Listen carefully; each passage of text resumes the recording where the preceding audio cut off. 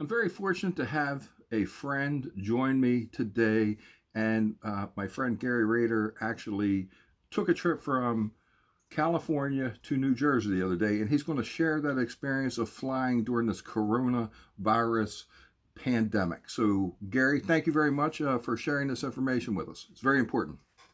You're quite welcome, Scott. It was an endeavor that, like I'm sure every citizen in this country is shaken over and concerned and in very severe doubt as to not knowing what's going to happen on your way to the airport. Are you going to get on the plane? If you get on the plane, what's going to happen when you're on the plane? What's going to happen on a layover? Is the plane going to be waiting for you for the layover? There's many questions and concerns that happen as it goes on, and it was not eventful. Both flights from Palm Springs, California, to Salt Lake City, from Salt Lake City to Newark, was not eventful on the plane. The pilot crew and the stewardesses were top notch. What I had concern with, and I was hoping to see, and I didn't know in what capacity I would see it. It was just a thought. But after I unboarded from the second fare in Newark, a whole cleaning crew came in with sanitizer and every kind of wipe and brush and thing you can think of, and immediately started hitting everything in the plane, sanitizing everything. So that may have happened when I got off the first plane. I don't know. It probably did. Both of the fares were through Delta. So I'm sure that was a protocol that they implemented in such a short time, and I'm sure that protocol is escalated step by step to make sure that they don't miss anything for the comfort of their customers and the safety. And I would do it again.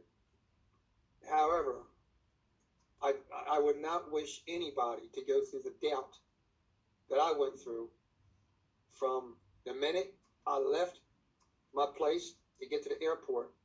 Is the plane going to be there? Am I going to be able to board it? Severe doubt. You get on it, you go to the destination. Is the plane going to be there waiting on me? Am I going to have to get stuck there, or are they going to tell me, yep, let's get on the plane? And so there was a lot of concern. Wasn't nobody talking about it, but we're all adults, and we all have the same concern. Are we going to get to where we're trying to go? And the answer was yes. And the accommodations were great. The accommodations at the airport, that's a different story. There's half the people that work at the airport are great people, and the half that's not are about as smart as a bag of rocks. Okay, well, let me just ask a question here. So the airline stewardesses, they were wearing gloves and masks that you had shared with me already, but you brought up something. No, I did not. They were not wearing masks. Oh, I'm sorry, I misunderstood. Gloves. Okay. Now, what about people that are in the airport? Were they wearing any kind of gloves or masks, like workers? I'd say about 90% of the staff that I saw in the airports were wearing gloves and masks. Okay. And but that might be overstated, maybe 75%. And your average person was at the airports were helpful and concerning, but a lot of them were not. Okay, Gary. Now on the plane, people were wearing a lot of masks and everything, and they spread people out. You had shared that with me, and the reason I'm speeding this up is because I'm running out of space again. But thank you. So you said that you would travel again. So thank you very much for sharing this important information with me and Dundalk TV and our Dundalk TV viewers. Well, Scott,